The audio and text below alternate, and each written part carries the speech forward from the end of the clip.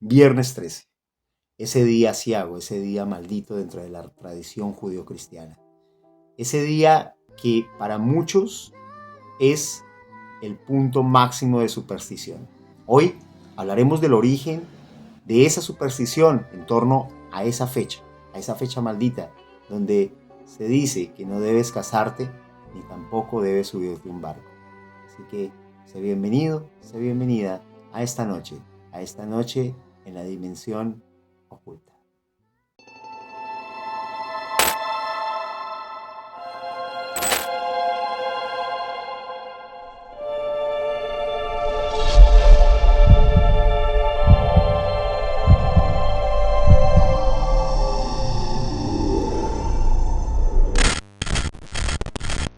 La la la la la. El viernes 13. Ese número que tanta animadversión se genera en algunas personas, personas que son normalmente supersticiosas, y esto debido a las características de esta fecha que resulta siendo aciaga. Es una fecha que además tiene su origen muy especialmente en el hecho de que fue un viernes 13 del año de 1307 cuando el rey de Francia, Felipe IV el Hermoso, ordenó la destrucción total de la Orden de los Caballeros Templarios y el asesinato del gran maestre Jacques de Molay.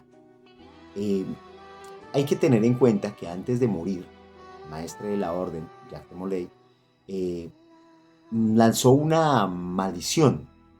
Dijo, no tardará, es algo así como no tardará en venir una calamidad para aquellos que nos han condenado sin respetar la auténtica justicia. Y fue así como menos de un año después, el rey Felipe IV el Hermoso de Francia, así como el Papa Clemente V, habían muerto. Ahora, la animadversión y la superstición sobre el número 13 está fuertemente arraigada en los países de tradición judeocristiana y también en los países musulmanes, teniendo en cuenta que, por ejemplo, en la última cena se dice que había 13 personas, particularmente eran Jesús y sus 12 apóstoles, teniendo en cuenta que el número 13 era ni más ni menos que el traidor, Judas Iscariote. Por otro lado, en el Apocalipsis, en el capítulo 13, que justamente es donde aparecen tanto el anticristo como la bestia. Por otro lado, hay que tener en cuenta que la cábala judía, esta doctrina de pensamiento esotérico, el número 13 está relacionado con la cantidad de espíritus malignos que la cábala enumera. Y sin ir más lejos, una más, las tradiciones nórdicas, las leyendas nórdicas, señalan que Loki, el dios de las travesuras, el dios de la locura, solía ser el invitado número 13 en algunas ocasiones a las reuniones que no resultaban muy bien. El viernes, por su parte, es un número bien particular. Tengan en cuenta que el viernes es el día que, de acuerdo con la tradición judeocristiana, bueno, la tradición cristiana específicamente, fue crucificado Jesucristo. Es un viernes que fue crucificado. Algunos estudiosos de la Biblia señalan que además el día que Eva tentó a Adán con el fruto prohibido fue justamente un viernes y que Abel fue asesinado, perdón, por su hermano Caín justamente también un viernes. Ahora, cabe recordar que la semana en nuestros países tiene 7 días, pero corresponde a un calendario lunar y que van en función de las fases de la luna, el tiempo de un ciclo lunar. Entonces, de todos esos 7 días es el quinto día al que se le considera con la maldición en estas religiones, las religiones judio-cristianas y las religiones musulmanas. Ahora, con el tiempo, esto se ha vuelto cada vez eh, más reconocido, aunque algunos países de nuestra región lo consideran como el martes 13. Ahora bien, si combinamos esto, un viernes combinado con el número 13, ya es otra cosa. Es el día maldito y el número maldito. Número que coincide con el día 13, con el día viernes, entre 1 y 3 veces al año. Días que son considerados bastante complicados y de mala suerte. De hecho, hay un dicho que dice que el viernes 13 ni te cases ni te embarques. Es la fecha maldita. fecha que la literatura y que el cine han utilizado para contarnos una buena cantidad, muy buena cantidad de historias. Porque es ese viernes el que ha tenido en vilo a la humanidad desde hace bastante tiempo. Fue justamente un viernes 13 del año 1307 cuando ocurrió todo esto que les estoy contando con relación a la destrucción de la Orden de los Caballeros del Templo. Y es que fue en la madrugada del viernes 13 cuando el rey Felipe IV de Francia, llamado Felipe el Hermoso, ordenó la persecución que fue despiadada y brutal en contra de la Orden de los Caballeros Templarios, lo cual provocó el arresto y posterior asesinato de forma masiva de todos los miembros existentes de la orden. Esto debido a que hay varias razones que son consideradas como parte de esta tradición del por qué ordenó Felipe IV el asesinato de los templarios. Básicamente se dice que Felipe IV logró persuadir al Papa Clemente V, a quien tenía en su mano. De hecho, para esa época el papado estaba en Aviñón, no en el Vaticano, para que iniciara el proceso contra los caballeros templarios, teniendo en cuenta varias acusaciones, tales como el hecho de escupir a la cruz, actos de herejía, de sodomía y de adoración a ídolos paganos a partir de la práctica de tradiciones o de ritos heréticos. Esta última acusación y especialmente la de la sodomía fueron bastante complejas y fueron humillantes, teniendo en cuenta la moral de la época, que consideraba el homosexualismo como una cosa absolutamente grave, máximo teniendo en cuenta que los caballeros de la Orden del Temple no solamente eran caballeros, sino además eran una suerte de monjes. Estaban siempre a medio camino entre la austeridad de los monjes y lo que tiene que ver con la disciplina de los guerreros. Por lo tanto, era algo absolutamente absurdo. La tradición dice que fueron falsas las acusaciones y que realmente lo que se ocultaba detrás de eso era un motivo económico. Obvio, los templarios eran dueños de la mayor fortuna de Europa, eran los banqueros, eran ellos quienes tenían endeudados a casi todos los gobiernos de la época, y obviamente el gobierno del rey de Francia no estaba exento de ello. Entonces tenían influencia, tenían un patrimonio enorme y él estaba endeudado. Y pues bueno, todos los que tenemos deudas, ¿cuántas veces no hemos deseado que la deuda acabe? Y una forma de acabar con la deuda era acabar con el acreedor. Así que junto con el Papa y los dominicos, ellos unidos por una ambición para hacerse con todo ese dinero, se dice que conspiraron para acabar con esa orden tan poderosa, tan acaudalada, que era la orden a la cual varios gobiernos de Europa y muy especialmente la corona francesa les debían mucho dinero.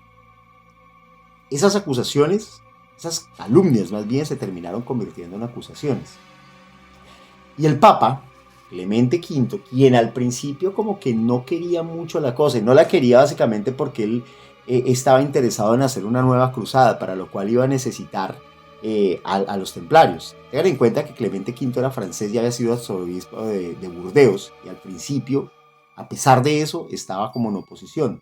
¿Sí? Y estaba en esa oposición por eso, porque él quería hacer su nueva cruzada, quería una nueva cruzada y necesitaba toda la ayuda militar y la ayuda económica posible que le podían dar los templarios. Templarios que, unidos junto con otras órdenes, eran las que iban a poder extender ese poderío de Europa en Palestina. ¿Sí? Palestina, que estaba en una época de bastante equilibrio entre los musulmanes y los cristianos, y eran los templarios los artífices de una buena parte de ese equilibrio que se lograba. Ahora bien, tengan en cuenta que el último gran maestre, Jacques de Molay, él se negó a unirse a un proyecto llamado Rex Velator, que era impulsado por la corona de Aragón y que lo que pretendía era fusionar todas las órdenes militares con un único rey que fuera soltero y viudo, ¿sí? Lo cual hizo que el Papa, ante esa negativa, quedara como predispuesto contra la orden y contra Jacques de Molay. Entonces, aún así, Jacques secundaba el deseo del Papa de hacer una cruzada. Entonces le ordenó a las tropas que empezaran a hacer reclutamiento, y él mismo llegó junto con varios de los caballeros a Francia justamente para hacer reclutamiento y para abastecerse de vituallas. Entonces, cuando estaba andando por Francia, empezó a escuchar todos esos rumores, no, que ustedes son que ustedes son lo otro, y obviamente que se indignó ante ello, ¿sí? Se indignó ante las calumnias que habían sido lanzadas por Felipe gracias a las acusaciones de un hombre llamado Esquiu de Floirán, que era un espía que Jaime II, al que Jaime II de Aragón había expulsado de la corte, básicamente por verter ese tipo de falsedades en contra de los caballeros templarios, que obviamente fue espía recibido de brazos abiertos por el rey Felipe IV, quien tenía toda la ambición no solamente del poder de los templarios, sino del dinero. Jacques de Molay estaba ofendido por la campaña de desprestigio. La gente los miraba con asco, los miraba y esa admiración que antes sentía ahora se ha terminado convirtiendo en odio, porque ustedes saben que los seres humanos somos expertos en odiar. Así que Jacques de Molay lo que hizo fue ir ante el Papa, ante su superior, y solicitó un examen formal, ¿no? Pues para poder desacreditar todas esas calumnias que se estaban diciendo. Y el Papa accedió, paradójicamente accedió, y lo que hizo fue que en una carta que le envió al monarca francés, a Felipe IV, el 24 de agosto del año 1307, le pidió que se hiciera ese tipo de examen para los templarios. Pero Felipe, ¿sí?, que ya había intentado entrar a la orden sin ningún éxito, ¿sí?, cuando él quedó viudo, cuando su esposa murió, él intentó entrar a la orden, pero, pero no fue admitido, y eso era además un tema de venganza, así que él apenas tuvo la oportunidad, lo que hizo fue cerrar el puño sobre la presa que ya tenía, y aconsejado por su ministro, su primer ministro, Guillermo de Nogaret, Felipe mandó correos por toda Francia, mandó correos a todos los lugares de Francia con órdenes estrictas de que nadie abriera esas órdenes hasta la noche previa a la operación, es decir, la noche del jueves 12 de octubre del año 1307. Los pliegos que se enviaron a toda Francia ordenaban la captura de todos los templarios y la confiscación de sus bienes. Iba por todo, iba a destruir la orden, iba a quedarse con su dinero. El 12 de octubre, tras la salida de los funerales de la condesa de Valois, el maestre Molay y todo su séquito fue arrestado. Fueron arrestados y fueron encarcelados. Y durante toda la madrugada del día viernes 13, la mayoría de los templarios que había en Francia corrieron exactamente con la misma suerte. Arresto y encarcelamiento. Todos los bienes confiscados y todo bajo el cobijo de la Inquisición, pero siempre con esta conspiración del rey de Francia detrás.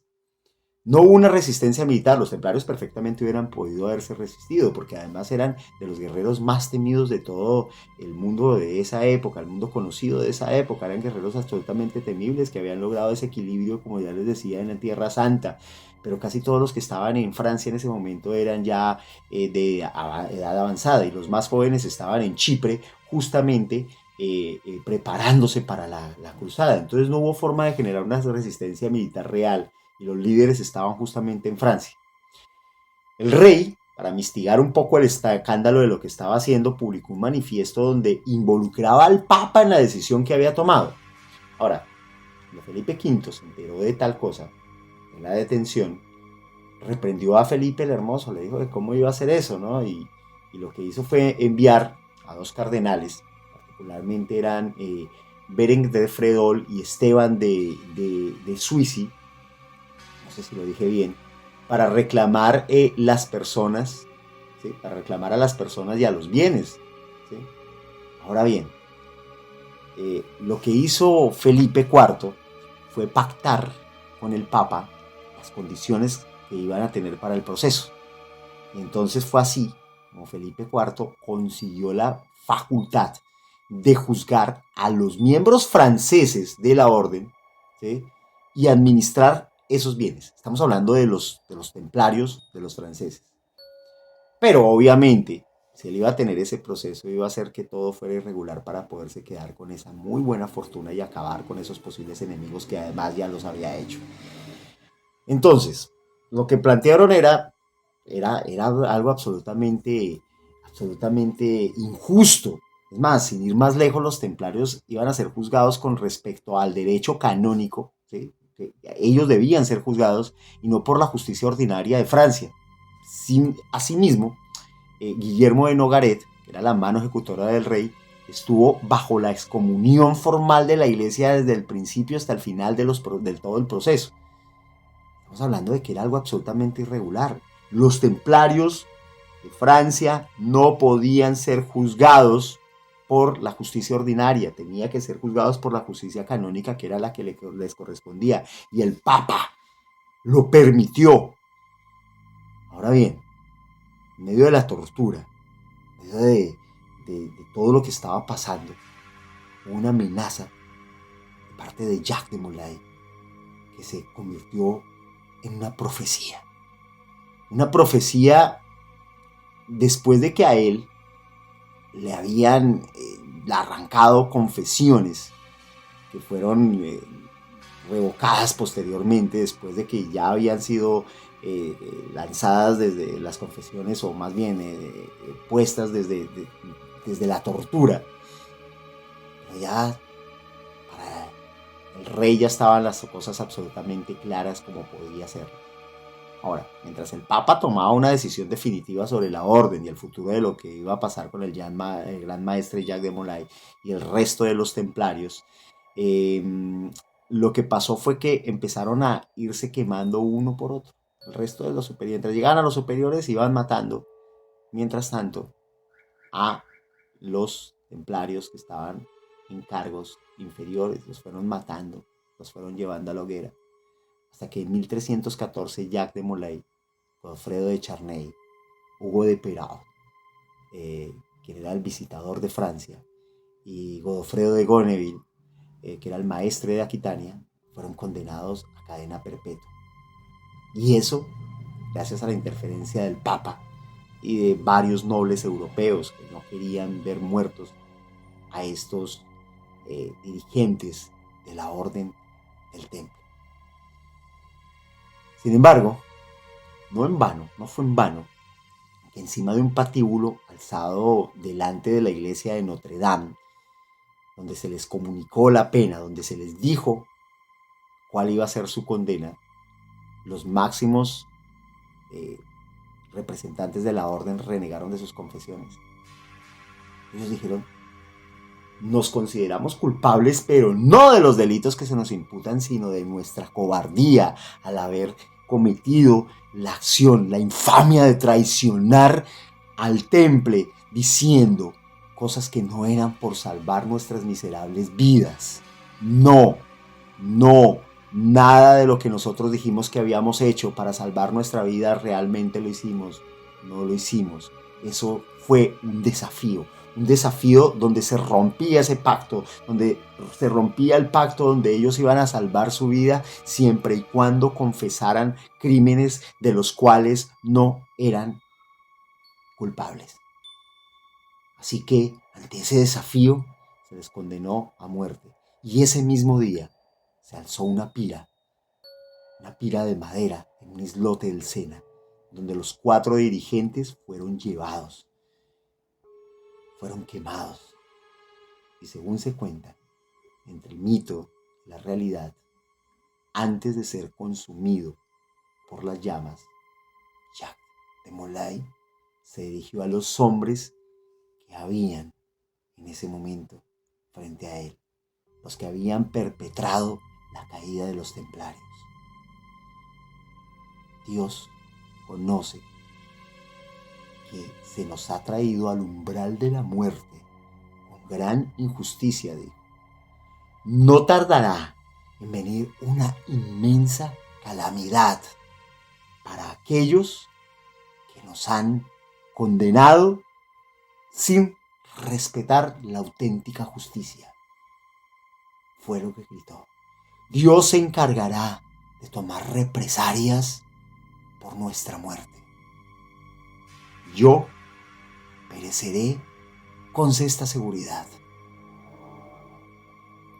Fuera real o no, o fuera un discurso adornado, añadido posteriormente en aras del misterio por los cronistas, la verdad es que antes de un año fallecieron Felipe IV y Clemente V. Felipe IV quien lo perpetró, Clemente V quien lo permitió. En el resto de Europa la persecución no fue tan violenta y los miembros terminaron siendo absueltos y la mayor parte fueron absorbidos por otras órdenes. Sin embargo, sus bienes fueron repartidos entre los nobles, repartidos entre otras órdenes militares, muy especialmente entre la orden de los hospitalarios. Así se acabó con la orden del Temple, la de los caballeros templarios, esa que hacía temblar a sus enemigos, esa que un viernes 13 del año 1307, un viernes 13 de octubre del año 1307, empezó su caída y perdió la última de sus batallas, la batalla contra la calumnia, contra la iniquidad, porque sí, a veces la justicia de los hombres actúa de esa manera, pero la justicia divina, esa que también existe y que castiga la iniquidad, hizo que sus dos grandes artífices, Felipe IV, uno de los más poderosos reyes de la época y quizá uno de los más importantes de la dinastía de los Capetos,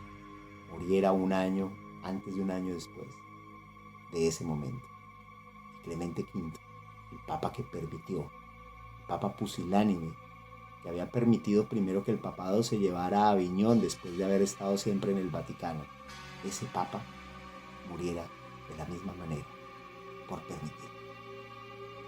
Muchas gracias y bienvenidos siempre a estos relatos de la dimensión oculta. No olvides, si tienes alguna historia que quieres que contemos, o si quieres de pronto ser invitado o invitada al programa, lo único que tienes que hacer es enviarnos un mensaje a nuestro Instagram, @dimensión oculta off, y nos pondremos en contacto contigo.